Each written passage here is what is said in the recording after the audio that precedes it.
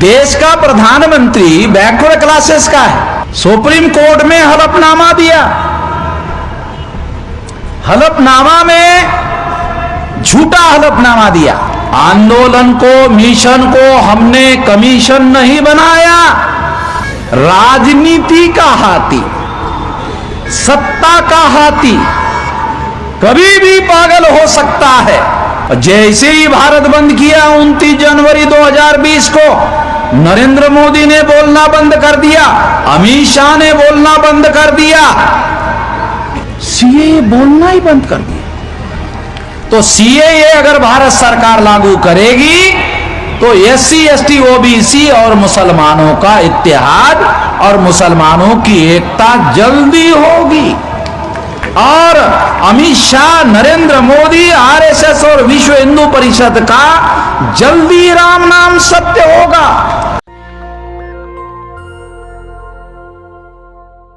उत्तर प्रदेश में भी 24 घंटे में हो सकता है।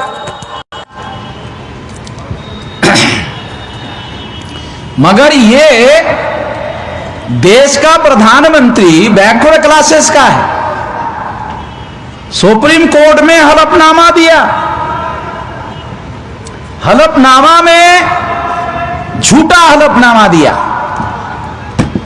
हमने, हमारे पास रिकॉर्ड है, हमारे पास रिकॉर्ड है कि झूठा हलफनामा दिया। और सुप्रीम कोर्ट में झूठा हलफनामा देना क्रिमिनल ऑफेंस है। उसके हमारे पास डॉक्यूमेंट्री एविडेंस है झूठे हलफनामे के। तो हम लोग दस्तावेज और सबूत इकट्ठा करने के भी माहिर हो गए हैं।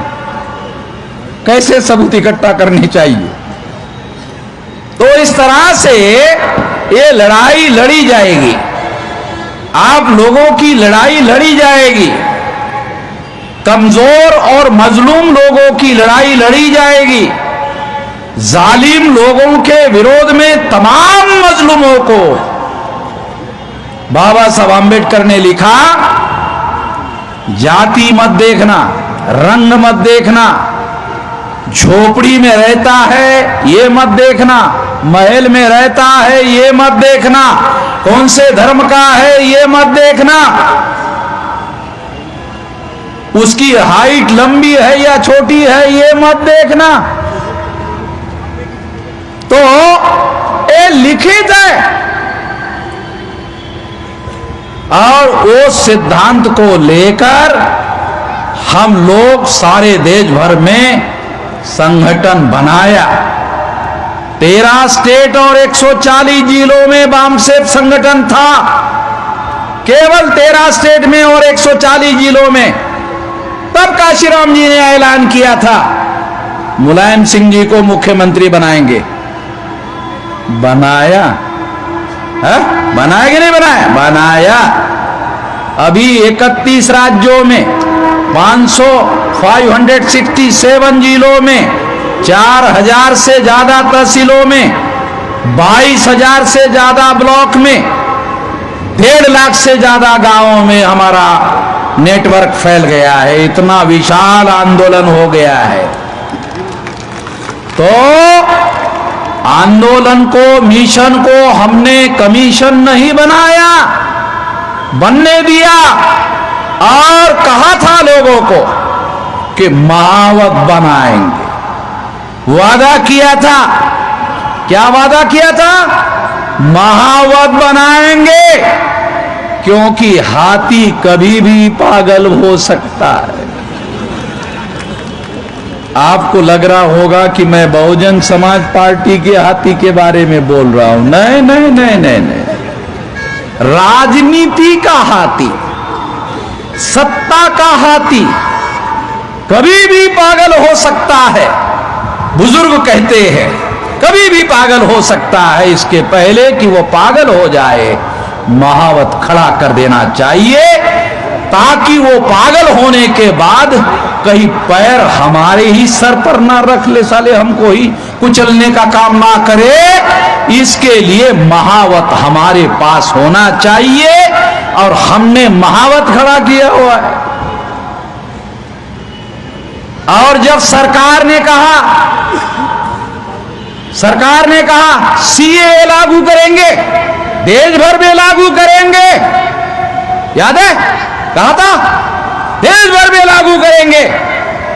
29 जनवरी 2020 को भारत बंद किया। दूसरे दिन से पहले होता था daily CAA CAA CAA CAA, साले 10 जगह अखबार में और टीवी में खबरें आती थी। और जैसे ही भारत बंद किया 29 जनवरी 2020 को, नरेंद्र मोदी ने बोलना बंद कर दिया, अमित शाह ने बोलना बंद कर दिया, सीएए बोलना ही बंद कर दिया। बोल रहे अभी बोल रहे, बोलना ही बंद कर दिया, सीएए बंद। और जब बोलना बंद कर दिया तो अपोजिशन पार्टी ने पार्लियामेंट में पूछा, क्या पूछा? वो सीएए तुम सारे देश भर में लागू करने वाले थे, वो तैयारी कहां तक आ गई लागू करने की? तो गृह राज्य मंत्री ने जवाब दिया, क्योंकि होम मिनिस्टर अमित शाह को बोलने के लिए शर्म लगी कि साला मैंने तो कहा था पार्लियामेंट में सारे देश भर में लागू करूंगा, अब कौन से मुंह से कहूं? तो राज्य मंत्री को कहा रेडी, तू रेडी हो जा, अब तू जवाब दे। तो गृह राज्य मंत्री रेडी था, उसको भेजा जवाब देने के लिए। उसने जवाब दिया, क्या जवाब दिया? ओपोजिशन ने पूछा था कि ये सारे देश भर में लागू करने की तैयारी कहां तक आ गई? तो सरकार ने जवाब दिया, इस पर अभी सरकार ने विचार नहीं किया है, अभी हम लोग जिंदा है, विचार करेंगे क्या? करने देंगे?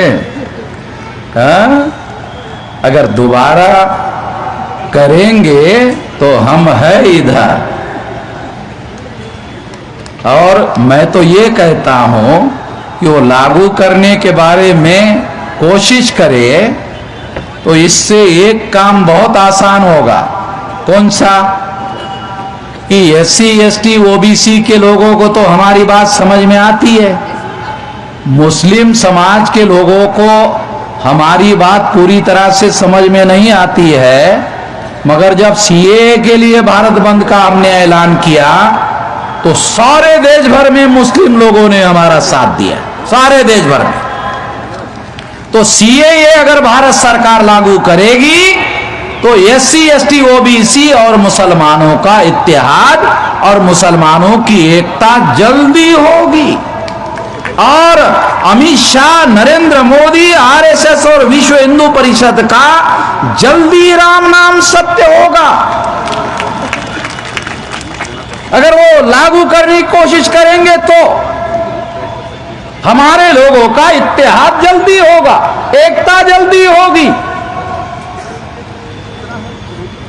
तो इसलिए साथियों, हम तो एकता की बात कर रहे हैं, इत्तेहाद की बात कर रहे हैं मजलूमों के।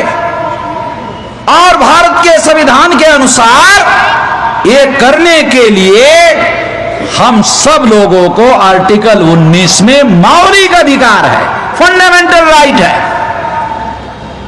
और इसलिए हम लोग ये पूरी ताकत से सारे देश भर में कर रहे हैं और करेंगे। एक और बात कहना चाहता हूं, एक आरएसएस की विचारधारा देश में है, ध्यान रखो, बहुत खास बात समझा रहा हूं। इस देश में एक आरएसएस की विचारधारा है और आरएसएस को काउंटर करने वाली विचारधारा किसी के भी पास नहीं है, केवल हमारे पास है। और गार्ड बांध दो और किसी को वेरिफिकेशन करना है, अंग्रेजी का शब्द है वेरिफिकेशन, सही गलत का फैसला करना है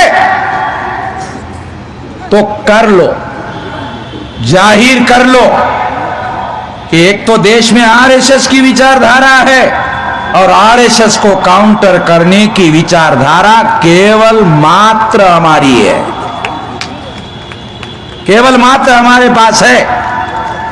और इसलिए बीच में जो बहुत सारे कम्युनल सेकुलर अरे फालतू बातें रे,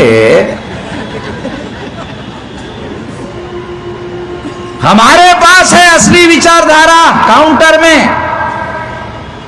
तो इस बात को आप लोग समझने की कोशिश करो और समझकर उस पर अमल करने की कोशिश करो। जितने जल्दी अमल होगी उतने जल्दी इस देश का समस्याओं का समाधान होगा। बाबा साहब आम्बेडकर कहते थे कि देश को दो बीमारियां लगी है, एक आंगलाई और एक पेशवाई। ऐसा बाबा साहब का शब्द है, मराठी में लिखा हुआ है। तो पेशवाई शब्द का अर्थ था ब्राह्मणाई, क्योंकि इधर वो पेशवाई समझ में नहीं आएगी आप लोगों को, तो उन्होंने जो मराठी में लिखा उसका अर्थ है एक आंगलाई, आंगलाई यानी अंग्रेजों की विचारधारा, और दूसरी है पेशवाई यानी ब्राह्मणाई, ब्राह्मणों की विचारधारा। ये दो जो है ये बीमारियां हैं देश को लगी हुई। ये दो बीमारी का इलाज करना है। तो आंगलाई तो चली गई, आंगलाई जो है वो तो चली गई, तो अब तो ये कहीं रह गई। तो इसका इलाज जो है हमारे महापुरुषों के पास था, और हम लोग केवल हमारे महापुरुषों की ही विचारधारा लेकर के चल रहे हैं। अपने जिंदगी के 64 साल हो गए, अपने जिंदगी में कभी कॉम्प्रोमाइज नहीं किया, कोई समझौता नहीं किया, विचारधारा के साथ में कभी कोई समझौता नहीं किया। अब 64 साल के बाद अभी समझौता करने का क्या रह गया है भाई। मगर जो लोग हमारे मजलूमों को सत्ता से दूर रखने की साजिश करेंगे उसका जवाब देंगे। जो लोग हमारे मजलूमों को सत्ता से यानी परिवर्तन का साधन, ध्यान रखना सत्ता किसको कहता हूं मैं, सत्ता का मतलब है परिवर्तन का साधन, इससे दूर रखने की कोशिश करेंगे उसका जवाब दिया जाएगा, उसका हम जवाब देंगे, छोड़ेंगे नहीं। इस बात को जरूर ध्यान रखा जाए। अभी आज के अखबार में एक बयान आया है बीजेपी के प्रवक्ता का कि 2014 तक ये देश आंशिक मुस्लिम राष्ट्र था। एक बयान आया है बीजेपी के प्रवक्ता का कि ये देश 2014 तक आंशिक मुस्लिम राष्ट्र था। 2.5% नौकरी में मुसलमान नहीं है और मुस्लिम राष्ट्र था। कितनी झूठ बातें है भाई, झूठ की भी मर्यादा होनी चाहिए। 2.5% मुसलमानों को नौकरी नहीं दे रहे हो, प्रशासन में 2.5% नहीं दे रहे हो और कह रहे हो कि देश जो है आंशिक मुस्लिम राष्ट्र था। उनकी संख्या अगर 15% है, अगर आपने 20% दिया होता तो माना जाता आप आंशिक मुस्लिम राष्ट्र है, मगर संख्या 15% है, 2.5% नौकरी नहीं दे रहे हो और कह रहे हो आंशिक मुस्लिम राष्ट्र था। 200% गलत बात। ध्यान रखो किस तरह का प्रोपेगेंडा किया जा रहा है। आंशिक मुस्लिम राष्ट्र की बात, त्रिपुरा की बात और मोहम्मद अली जिन्ना के रेफरेंस की बात और बीजेपी के लोग महाराष्ट्र में मैदान में उतरकर जो फसाद करवाने का काम कर रहे हैं, वो सारी बातें अगर उत्तर प्रदेश में तुमने अगर विकास किया होता तो तुम्हारे पास बताने के लिए बहुत कुछ होता, मगर तुम्हारे पास बताने के लिए कुछ नहीं है। इसलिए तुम हिंदू मुसलमान का मामला खड़ा करना चाहते हो और तुम चुनाव ऐसा करके जीतना चाहते हो, नहीं जीतने देंगे। हाँ, ये खेल अब समझ रहे हैं हम लोग, ये खेल हम समझ रहे हैं, जीतने नहीं देंगे। और ये जो षड्यंत्र है, इसको पूरी ताकत के साथ में हम लोग कोशिश करेंगे विफल करें। और 26 जनवरी 1950 को बाबा साहब आम्बेडकर ने जो रिपब्लिक कहा, रिपब्लिक प्रजाराज, रिपब्लिक कहा, प्रजाराज भारत में स्थापित होना चाहिए। ये प्रजाराज स्थापित करने के लिए आने वाले समय में पूरी ताकत, पूरी संगठन शक्ति के साथ, पूरी शक्ति के साथ इस काम के लिए लगेंगे। इस मौके पर मैं इतना ही कहना चाहता हूं। आपने मेरी बात ध्यान से सुनी, इसके लिए आभार, धन्यवाद। नेशनल दस्तक की आपसे गुजारिश है कि अगर इसको बचाना चाहते हैं तो नेशनल दस्तक को सब्सक्राइब करने के लिए रेड कलर के सब्सक्राइब बटन को दबाएं, फिर बेल आइकन की घंटी दबाएं। नेशनल दस्तक को बचाने के लिए बहुत जरूरी है कि हर खबर को शेयर करें, लाइक करें, कमेंट जरूर करें।